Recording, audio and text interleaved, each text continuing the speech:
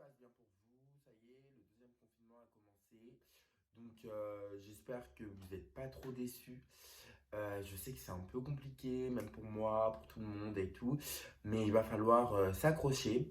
Il va falloir positiver et surtout que vous vous souvenez que bon, bah, la vie continue pour nous et que c'est pour le bien de tout le monde. Donc, je vous en prie, arrêtez vos soirées, arrêtez vos bêtises là, parce que j'ai pas trop envie d'être confiné par votre faute pendant 5 ans. Merci. Bye. Non, je déconne. Non, en vrai, c'est vrai, comme vous avez pu voir, donc on vient aujourd'hui pour parler de la Toussaint, donc cette fête chrétienne. Donc, pourquoi je me suis dit faire une petite vidéo sur la Toussaint, ça peut être cool. Tout simplement parce que déjà, avec tout ce qui s'est passé cette année, cette fête, elle prend encore plus son importance. Euh, je sais que cette fête, bah, c'est pas une fête qui est connue en fait. Les gens ne sont pas forcément au courant de pourquoi on fête la Toussaint. Enfin, oui, ok, on fait cette fête. Donc, pour les saints, on sait qu'on fête, qu'on prie aussi, enfin, que les chrétiens, on se dit, voilà, ceci la fête, qui consacre pour les morts. C'est pour ça qu'il y a Halloween, nanani, nan, nan. Non, c'est pas exactement ça. Donc, du coup, je vais essayer de vous expliquer, même si même moi, je suis un peu en ignorance, je vous cache pas. Donc, la Toussaint, pour commencer, on peut établir que c'est une fête autour des saints. Donc voilà, hein, autour des saints et surtout autour de Dieu. Donc c'est ce jour dans l'année où on se remémore les saints, où on se remémore tout ce qu'ils ont fait, tout ce qu'ils ont apporté et comment surtout ils ont rendu gloire à Dieu. Et aujourd'hui, particulièrement, nos yeux sont tournés vers le royaume des cieux. Quand je dis le royaume des cieux, je parle pas sur un point où il est là et nous on est là, etc. Non, je parle, il est là en fait. Et genre, enfin, il est là, il est déjà, enfin, il est pas vraiment au ciel, quoi. Enfin, c'est une métaphore de dire ça.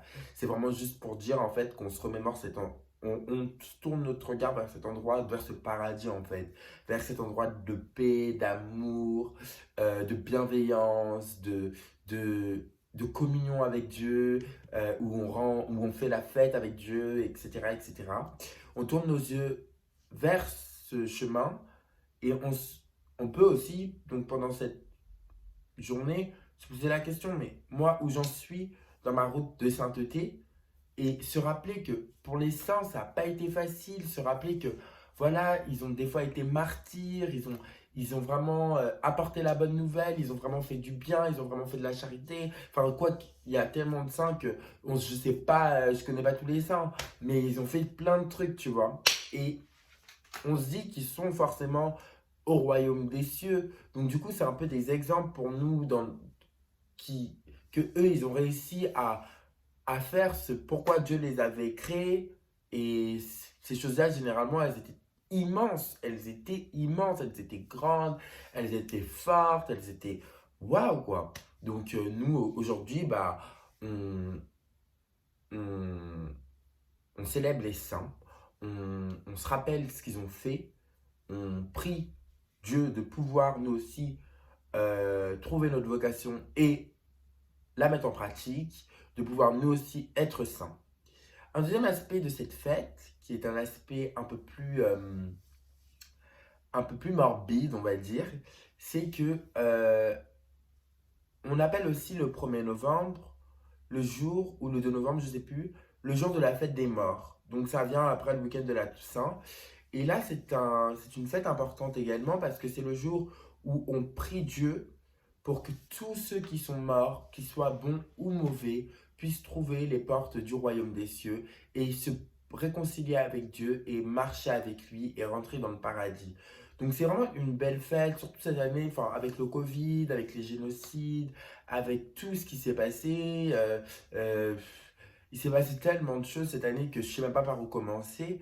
Eh bien, c'est important, vous voyez, de prier pour toutes, de demander à Dieu vraiment d'accueillir en fait toutes ces personnes et de prier pour leur âme en fait. Je sais que c'est pas dans toutes les croyances où on prie pour les morts. Parce que j'avais eu ce débat-là avec une meuf de ma classe justement qui me disait mais ils sont morts, on prie pas pour les morts. C'est pas vraiment. En fait, si, enfin, on prie pour les morts dans le sens où on prie pour leur âme, on prie pour qu'ils montent aux cieux, en fait. C'est-à-dire que dans la foi chrétienne, il n'y a pas de mort finalement. Il y a seulement une étape après cette vie-là que nous connaissons, qu'on ne connaît pas, voilà. Mais il n'y a pas de mort. Enfin, ton âme, elle est censée elle est faite, elle a été créée pour rejoindre Dieu en fait. Et nous en tant que chrétiens, ici sur cette terre, envoyer de la lumière et prier pour les âmes décédées, genre c'est quelque chose que moi je trouve qui est beau dans le sens où bah ça nous lie aussi avec le monde de l'invisible et nous dire bah quoi qu'il arrive, il y a des gens en fait, si je meurs, qui vont pouvoir prier pour moi. Enfin, c'est pour ça que c'est important de le faire. euh, Parce qu'on ne sait pas, c'est peut-être ça qui va jouer, on ne sait pas en fait. Comme on ne sait pas, mieux vaut le faire. Et, euh, et voilà, bon là je suis parti un peu en couille, hein, je ne vous cache pas, là je me suis un peu emballé. Mais en tout cas, le principe, je pense que vous l'avez compris. Du coup, voilà, je voulais revenir sur cette fête avec vous.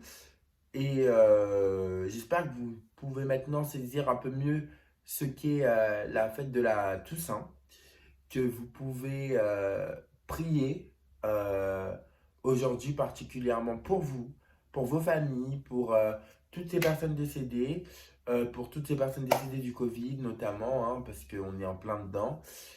Et, euh, et voilà, je vous souhaite une très bonne fin de journée et je vous dis à bientôt. Bisous.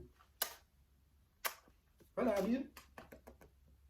J'ai l'impression que ça fait trop bizarre en fait. Vous connaissez, moi, comme je fais toujours des vidéos longues, là, c'est 28, j'ai l'impression, genre, voilà, c'est un peu bizarre. Bref, salut!